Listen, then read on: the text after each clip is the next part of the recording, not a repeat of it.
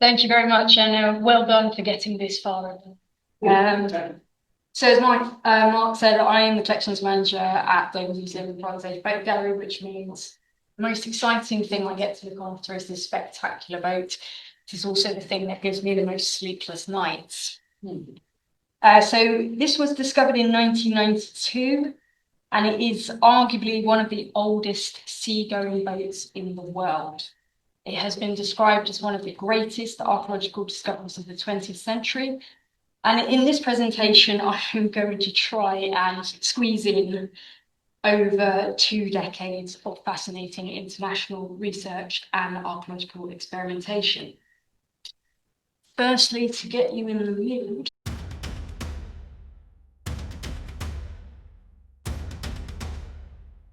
There lay an elusive crucible, a once dutiful foundry long floundered emerged from the millennia of mud, somehow more beautiful.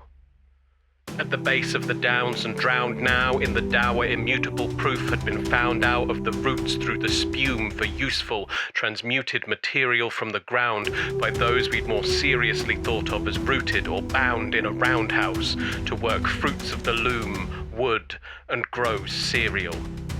They are veteran kin, pioneers of sea, weather and wind, of the metal dug out and their metal within, their lives less quiet, the din of the hammer ascends, the crescendo begins with an alchemical hex, when we sacrifice sweat to the spirit of flame and mix it with copper and tin.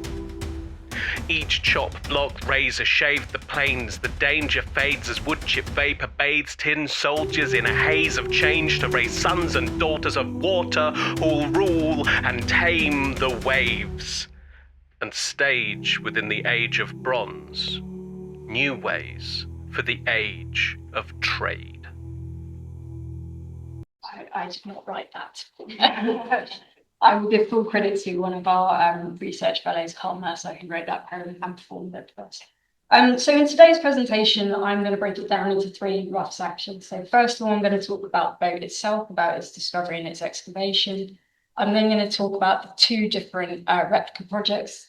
And finally, going to talk a little bit about our future plans for the galleries, but these are at a very, very early stage, so there's not that much I can say about them. So firstly, the boat itself. In September 1992, as part of a major roadwork scheme to extend the A20 down to the modern docks in Dover, archaeologists from Canterbury Archaeological Trust discovered what turned out to be the perfectly preserved remains of a large semi-planked boat. You just see that there on the screen. The first thing to say really is that this was not something they were expected to find, and I think the initial response was panic,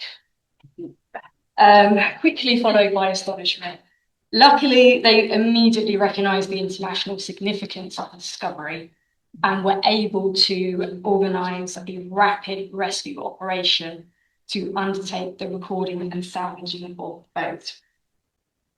After a lot of discussion and advice from people like Valerie Fennick and Dr. Ted Wright, who had excavated the Ferriby boat, they decided it was not going to be possible to raise this boat as one piece. And so might make a few people in the room wince. The decision was taken to cut it up into 32 individual pieces.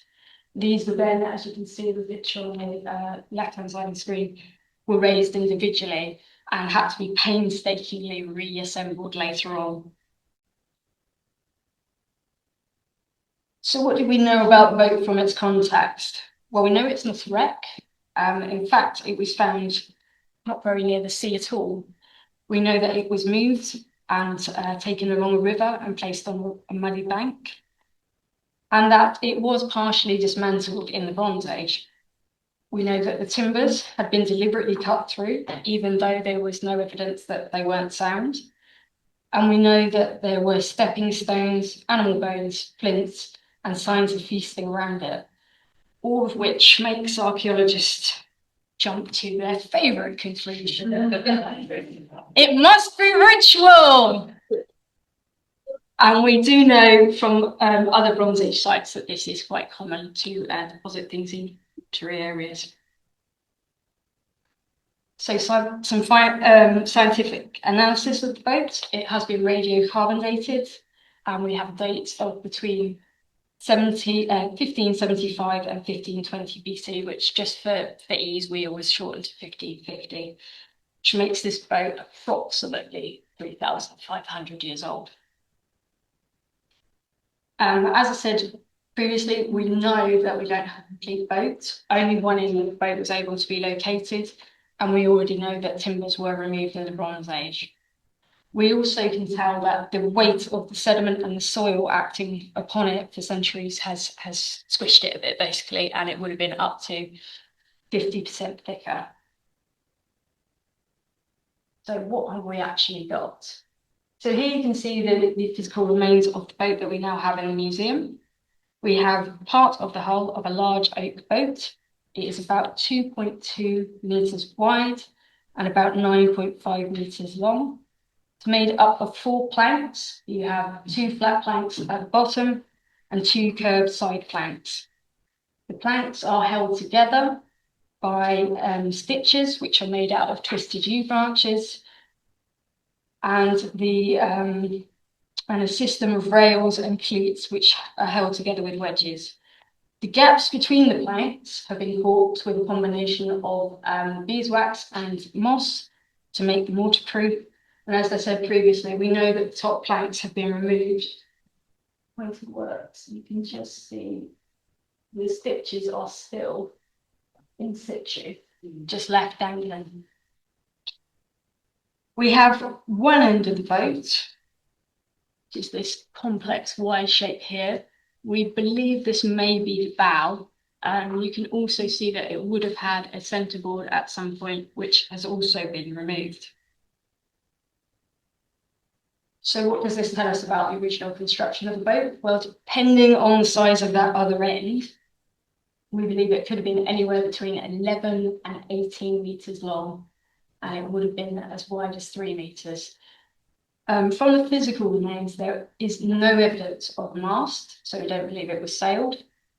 There's no evidence of the use of oars either, so the current hypothesis is that it was probably paddled.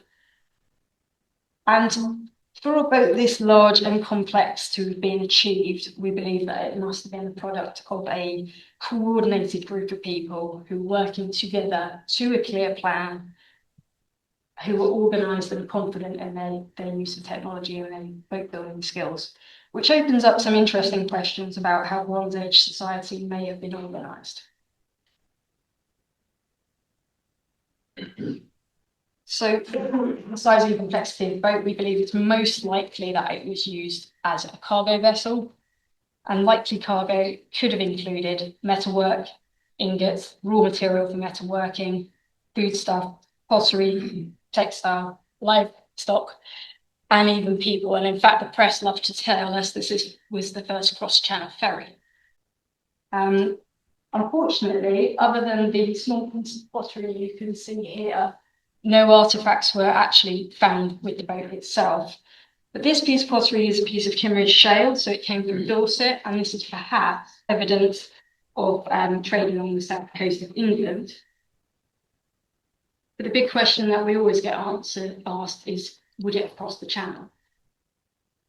Well, we don't have to look too far away, in fact, within our own collections on display at Dover Museum, to say that there are other examples of trade to Europe in the Bronze Age. So this is the Langdon Bay hoard. It's about 361 pieces of metal items that we know came from France and other areas in the continent, and that sank just around the corner in Langdon Bay off the coast of Dover.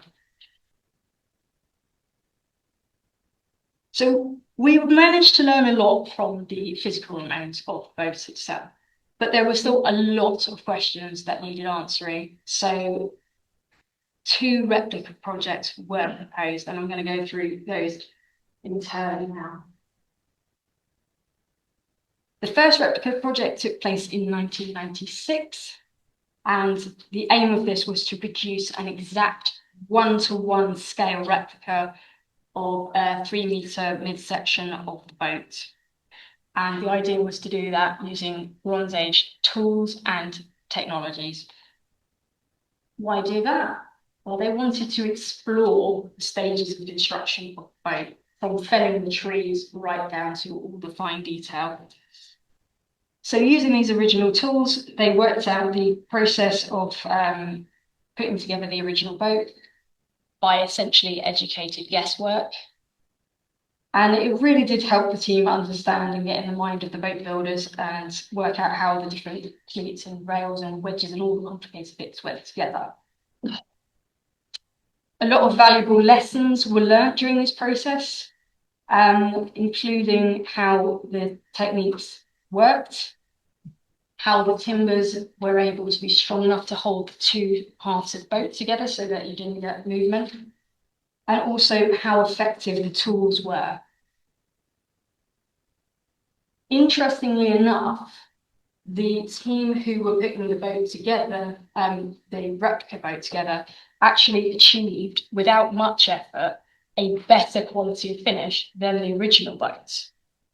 So that's led them to believe that this wasn't a ceremonial item, this wasn't meant to look pretty, this was a dirty working boat, which makes it more interesting in my opinion.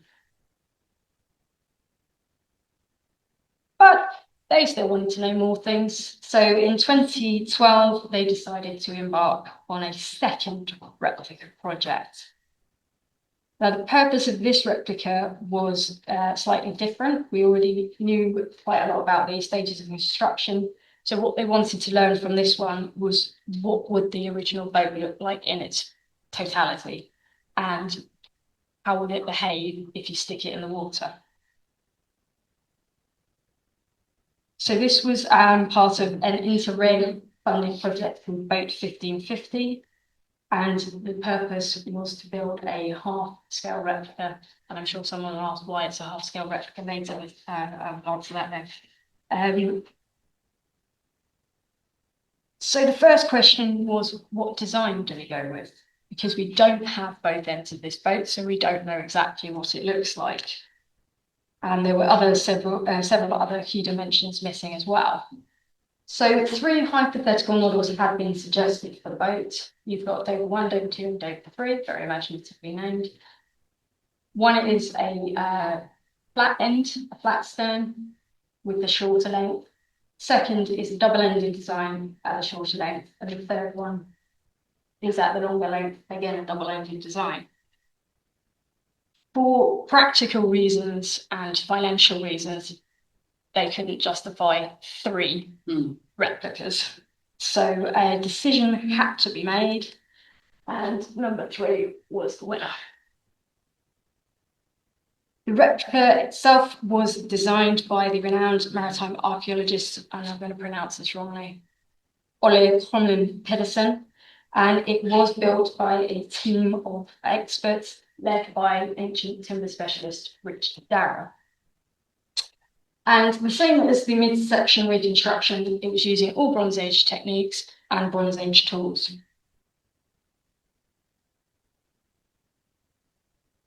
Once it was complete, it's time to test it. So with much fanfare and much ado, they launched it in Dover Harbour, and it sank. But we rescued it, it's fine, it's fine. Yes, so they were able to salvage it, try it out, and added considerably more caulking. And I'm happy to say at the top secret second launch, it all went swimmingly. Since then, it's been an operational vessel for 11 years. And the crew have undertaken lots of different voyages to test out its capability. So you can see a few examples here on the screen. Doing Brixton and Dover, lots of different trips around Dover itself, around the harbour. There was a plan to go to France, which I'm sad to say never actually happened. Well, not under its own power anyway. And it did take part in the Great River Race twice. It successfully completed it once. The title was so apart from having quite a lot of fun with it, what did all of this teach us? Well, we learned that yes, the boat is capable of travelling in the open seas. And it's estimated it could have travelled distances of up to 30 nautical miles in a day. The centre seam leaks, but it is manageable if you bail it frequently enough. It can achieve, on a good day, with good weather conditions and sea conditions, speeds of up to about 4 knots. It is very, very difficult to steer it if you have any kind of wind or any kind of sea on. It is slow and it requires a lot of energy to get it moving. And the designs of the paddles were too narrow and quite ineffective. We also did regular maintenance on this boat. So every year we took it out of the water and we did maintenance, we did restitching and recaulking, which they may or may not have done, we don't know. But one of the things that it did teach us was that you can completely remove the stitches without leaving any marks on the boat whatsoever. So that may mean that more maintenance was actually done on the original boat than originally thought.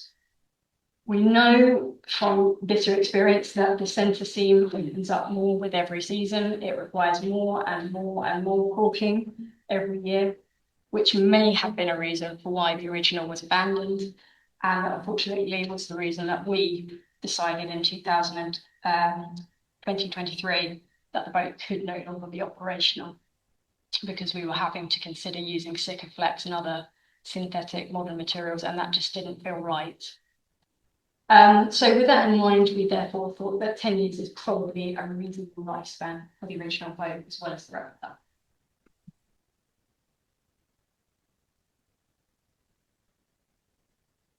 So, gallery. The gallery now has been open to the public since 1999. And at the time, it was an award-winning gallery. But times move on, and it is time for us to think about how we change it to make it appropriate for a modern audience. So, as I said, though it was award-winning 25 years on, we need to change the displays based on 3 kind of primary reasons. Its age, its relevance, and its effectiveness at doing its job. So firstly, age. Visitor expectations and gallery display techniques have changed exponentially in the last 25 years. And as we've seen from many of the previous presentations over this weekend, there is much more demand and ability to provide visual interpretations, exciting ways of interaction, and things like augmented and virtual reality. In terms of relevance, since the gallery opened, we've done 2 replica experiments. We've learned a lot more about the boat. We also know a lot more about the Bronze Age from other excavations that have taken place in Kent and elsewhere. So we were able to say a lot more about the everyday life of Bronze Age people, which is something that's going to be of interest to our visitors. Effectiveness. We've done extensive visitor surveys. Some of the people who visit the Bronze Age Boat Gallery don't even know what the Bronze Age is. So it's not doing its job. So we need to change it so it does. So we spent the last few years doing a lot of detailed visitor evaluation. So I do feel for you, Julie, going around with your questionnaires this weekend. And we got a lot of different answers, but they mostly boiled down to 3 key things. People need to have a better understanding of the boat. They currently don't really get what it is or why it's important. There needs to be more opportunity within the gallery to interact, and we need to tell it from a more storytelling and emotional narrative. It's quite purist at the moment. So we're looking at 3 main techniques of achieving that, and I've called them characterization, animation, and gamification. So what I mean by characterization, this one's fairly obvious, is we need to introduce a cast of characters. People from the Bronze Age who guide you around the gallery and tell you about their lives and their experience so you can connect with it on a human level. Animation, we need to find ways of making it more multi-sensory. We need to include sound, sight, possibly smells, but I agree with Christoph's on this one. Smells are difficult. And gamification is encouraging visitors to interact and play and discover for themselves some of the answers rather than just passively writing it on a panel and sticking it on a wall. So there's four elements of the gallery that I'm just going to have a whistle-stop tour through how we might think about doing that. As I said, this is all at a very early stage. So if anyone has any better ideas, please do come and see me later. So the four elements I'm going to just talk about are the boat case itself, our film, our little roundhouse, and our midsection replica. So the boat case itself, this is the centerpiece of the gallery. This is the main attraction. So what our visitors have told us about this is that the light level is too low, the presentation is too purist, there is not enough interpretation around it, and therefore it's very hard to gain an understanding of the boat. So how do we solve this? Well, the light levels is tricky because that is done for a very good reason. That's to conserve the boat. So what we are looking at doing is perhaps shows where we can put lights onto the boat in a controlled way after taking advice from conservators and provide projections and commentary to explain the various component parts of the boat and how they work. We are looking into the vastly terrifying topic of augmented reality and how that might work if people can hold up their phone and see what the boat would have looked like when it was built. And we are also looking at the options of having some little, as you can see in the concept of it, some little screens with maybe some games on. My favourite idea for that at the moment is to try and challenge the visitors to beat the conservators and see if they can put the 32 pieces of the boat back together quicker. Mary Rose Trust might not like that. So on to the film. The film is essential for people understanding the context of the gallery and understanding the boat. It's in the wrong place. People often miss it, and therefore they don't get that vital understanding. And as you can see, it's mostly talking heads. It's the archaeologists and the conservators and people being interviewed, which, whilst very interesting, isn't that engaging for most of our visitors. And he's going to hate me for saying this, but Keith Carpet looks considerably grayer now. So we need a new film. And this is the one bit we have already started to work on. So we are actually working with Figment as well. But I suspect our budget's going to be a little bit more modest than the Mary Rose Trust's, and we won't be going for 4D. But we are looking at ways of having, again, painting a picture of what Bronze Age actually looked like, trying to be more immersive in the way that we present this content. So the hut, we've been told it's sterile, it feels dead. So we need to change that. We need more animation, we need more noise. And visitors are very unsure of whether they are allowed to go in or not, which I think we need to make a decision on that and stick to it, really. So this is an opportunity to add a bit more of that characterization, to introduce characters, maybe some Bronze Age farmers, allow them to tell their story, talk about their lives. And we may do this through projection, we may do this through soundscapes, we want to add more replica objects, and we may also look at other types of digital interventions. Now, this is the saddest one as far as I'm concerned, because this took a lot of work to build this, and nobody really understands what it is or what it's supposed to be. I've been asked if it was a cart to carry the boat down to the water about 6 times.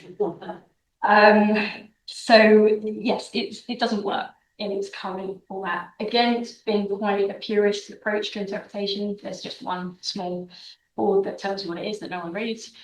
So we need to change that. So why not make this our opportunity to tell people what it was like to be a Bronze Age boat builder? So one of our ideas is that we will lower this and we will put it on the floor so people can actually touch it and play with it. We have replica tools. We could put in interactives, and introduce a character of a master boat builder, and you could actually be a part of the team who gets to build Bronze Age boats. And finally, I'm just going to talk about the other reconstruction. So as I said earlier, this is no longer operational. It's very sad. So we have to consider its long-term future, and that's almost certainly going to be as a static display. So what are our options for the future? We have 3 proposals, or we did until a few days ago. So proposal number 1, which in many ways would make the most sense, would be to put it in the new refurbished gallery when we did it. I can exclusively reveal it won't fit, which is very sad. I spend a lot of time with a lot of tape measures, working out whether we can knock walls out, take pillars out. We can't raise the ceiling. It won't fit, or not in a satisfying enough way. You wouldn't be able to walk around it as we can here, where it's on display in Archaeological Museum in Paris at the moment. So that gives us 2 other possible proposals, both of which are slightly more ambitious and therefore going to be a lot more complicated to achieve. But our other 2 proposals are to try and have it as a standalone exhibition somewhere else in Dover, ideally near the ferry terminal, and therefore it can act as almost free advertisement for us. Get people excited about the boat, and then hopefully they'll come and see the original. And the third one, which is obviously my favourite, but going to be the most tricky, is to try and persuade Dover District Council or Dover Harbour that they want to pay for the brand new maritime museum in Dover. Now that is me.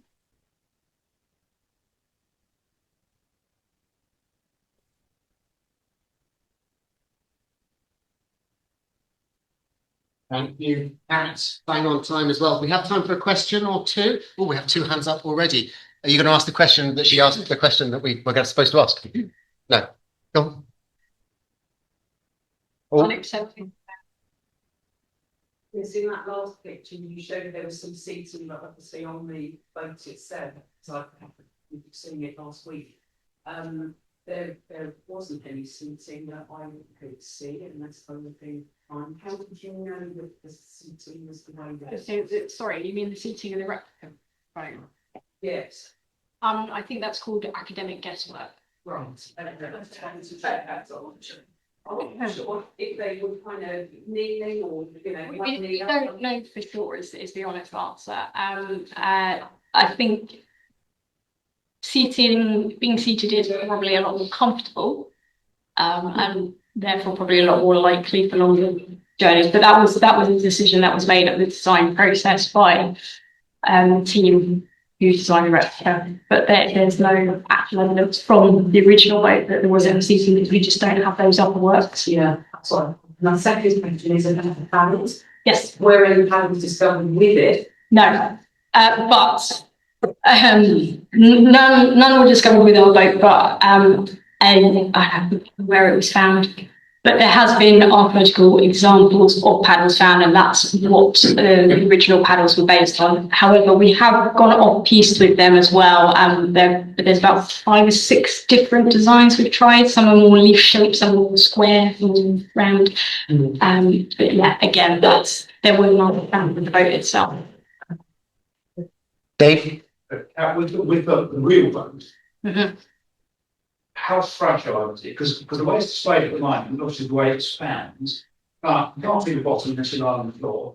And you can't really see inside because of the sidewalls. Is there any way it could be on a big Mary Rose like on a cradle and putting it at an angle so you can actually see more of how to build? I think the way that the cradle currently works, you wouldn't actually see that much more anyway.